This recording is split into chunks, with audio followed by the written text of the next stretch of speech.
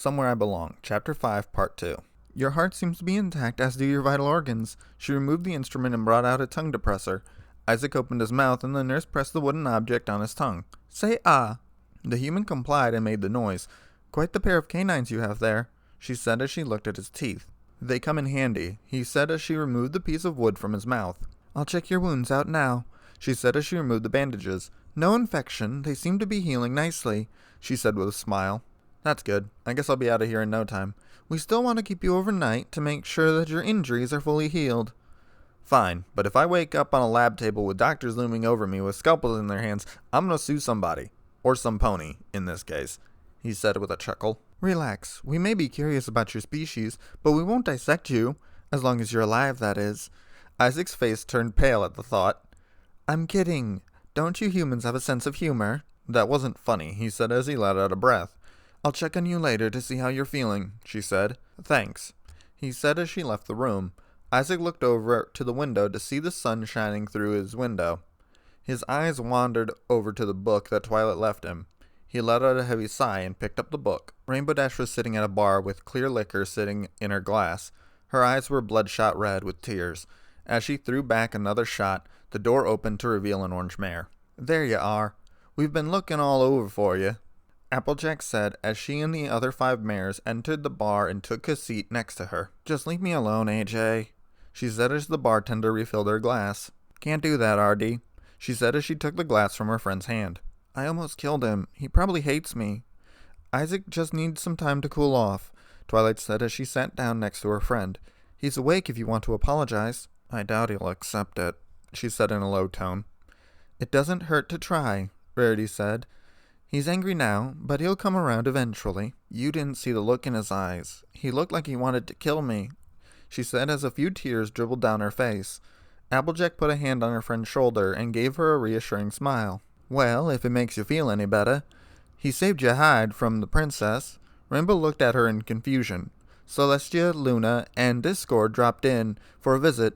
When they asked about the accident, he told them that he fell off a building. Why? I guess he was being kind. It makes no sense. If he hates me, then why did he go and save me from them? What's up with that? She said as she raised her hands in the air. I don't know, Sugar Cube, but there's only one way you're gonna find out. Yeah, I'll go talk to him. As she got to her feet, she stumbled to the floor. Maybe you should sober up first before you make your apology. I doubt he'd forgive you if you barfed on him, Pinky said as she helped her friend up.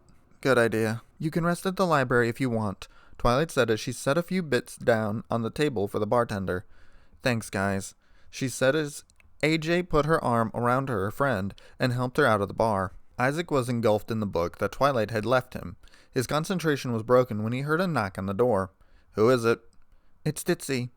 Come on in, he said as he set the book down on the nightstand. The gray mare walked inside with a tan messenger bag and gave him a weak smile. How are you feeling? Better, thanks to you. But I dropped you and, if you hadn't slowed me down, I'd be dead. It was a freak accident, he said as she walked over and sat on the bed. I just want you to know that Rainbow would never do that on purpose. I know. I was just angry. I still am, but I think I can forgive her. Really? I can try, but no promises, he said as he leaned his head back. Ditzy reached into her bag and pulled out a muffin. I figured the hospital food wasn't any good, so I snuck this in for you. Thanks, he said as he set the muffin aside.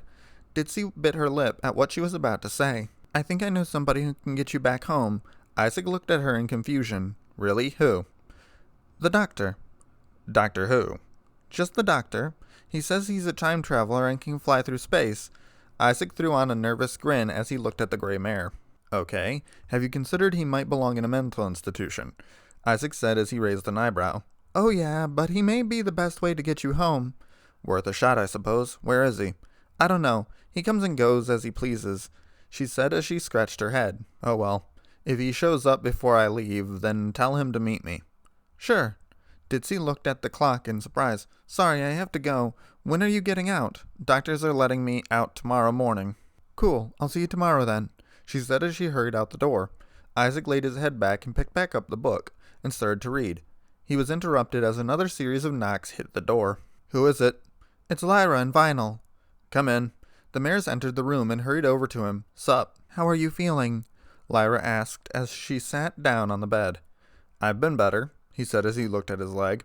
"What happened? I heard that Rainbow dropped you or something," Vinyl asked. Isaac continued to tell the two what had happened the previous day. By the end, Vinyl and Lyra were fuming with rage. "That bitch! I swear to Celestia, I'm going to—" "It wasn't her fault. Not entirely." "She's the one who put you up there," Lyra exclaimed. "I know." "So why are you so lenient on her?" "There's a saying where I come from. Shit happens." "You're just going to forgive her like that?" "No, I'm still wondering if I should forgive her," he said as he put his head back. "Oh, right. Before I forget, you left your phone and Peapod at my place," she said as she withdrew the devices and handed them to the human. "Thanks. Why do you have those?" Lyra asked as she looked at the white mare. "We were hanging out yesterday, and they must have fallen out of my pocket before I was abducted by Dash," he said as he scratched his head. "Oh, I see," Lyra said as she bit her lip and looked at the human with a raised eyebrow. "I'll see you later, Isaac.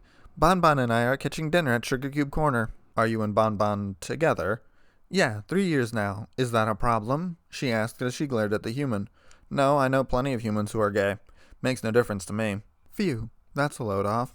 I thought that humans might be prejudiced about that," she said as she wiped her forehead. "Some are, but most are very accepting of things like that." "I'll add it to my research. See ya," the green mare said as she hurried out the door. Isaac looked at Vinyl, who gave a shrug.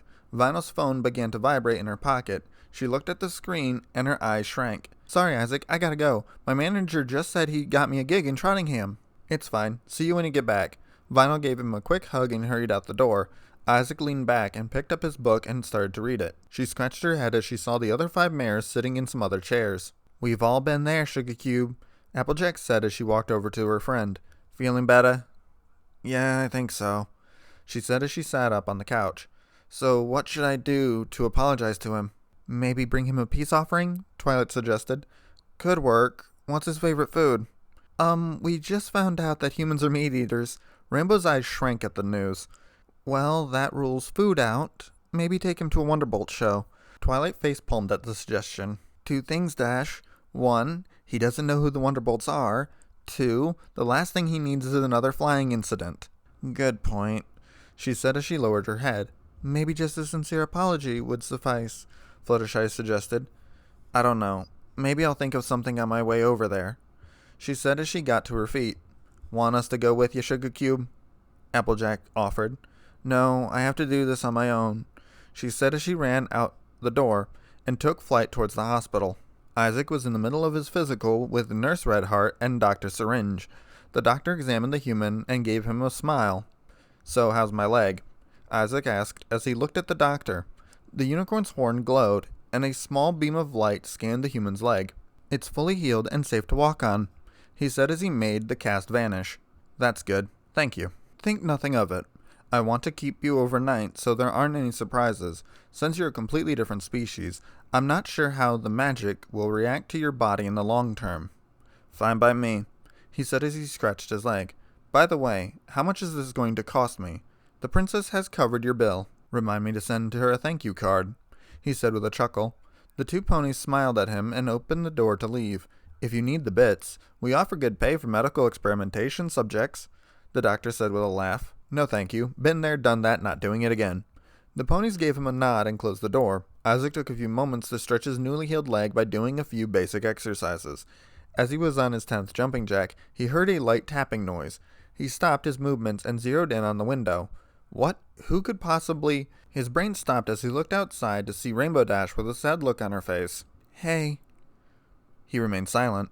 "Can I come in?" "If you want to," he said as he opened the window to its fullest extent. Rainbow flew inside and looked at the human with sadness in her eyes. "How's your leg?" she asked as she sat on the bed. "Fine. The doctors are letting me out tomorrow," he said in a flat tone. "Good." A long silence crept into the room until Rainbow let out a heavy sigh. "Listen, I know that no matter what I say, you won't care. I hurt you, and you have every right to be mad at me." Isaac cocked an eyebrow at the statement. "So, to make up for it, I owe you a favor." "A favor?" "Name it, and I'll do it. No hesitation." "Anything?" "Yep, anything," she said in a defeated tone. Isaac bit his lip as he averted his gaze from her. I knew that you wouldn't be interested. I'll just leave you alone, she said as she started to walk towards the window. Wait. The mayor stopped in surprise and turned around to face the human. A wise man once said, "What's the point of having a heart if you can't be a bit forgiving every now and then?" Rainbow looked up at him in surprise. I'm not saying I forgive you. Not completely, anyway.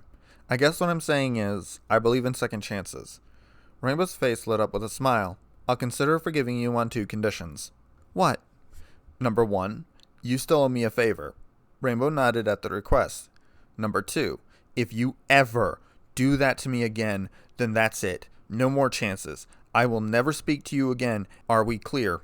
Yeah. Isaac stuck out his hand and the mayor shook it happily. Good. I'll see you when I get out, he said. Hang on a second. Isaac looked back to see that Rainbow had pulled one of the feathers out of her wings. She walked over to him and handed it to the human. What's this? When you tell me it's the favor, then you give that back to me, she said as she pointed to the feather. So it's a contract. Yeah, it's some old Pegasus tradition. Just don't lose it, she said as she scratched her head. Fine. See you tomorrow, he said as he walked over to the bed. See ya, Rainbow said with a smile as she flew out the window. Isaac looked down at the cyan feather and set it on the nightstand next to him. Isaac turned out the light and laid his head on the pillow. You shouldn't have let her off so easy. I was being nice. A little too nice if you ask me. Good thing I'm not asking you then. You're getting too close to these things. Shut up. They're nice people, or ponies in this case. Don't get too comfortable here. You heard Celestia. There might not even be a way for me to get home. If that's the case, then I don't want that many enemies here. Face it, you were lenient because she reminds you of her, doesn't she? Leave her out of this. Why? Because it was your... Shut up. Fine. What was that thing that was with the princess anyway? Discord was his name, right? Yeah, and I don't know. He had this weird vibe to him. I'll worry about it later. He thought as he let out a yawn and drifted off to sleep. Let's get one thing straight here, Discord. If Luna or myself catch you looking at anything... Oh, calm down, Tia, he said in a mocking tone. If I had wanted to get into the archives, I would have done it a long time ago.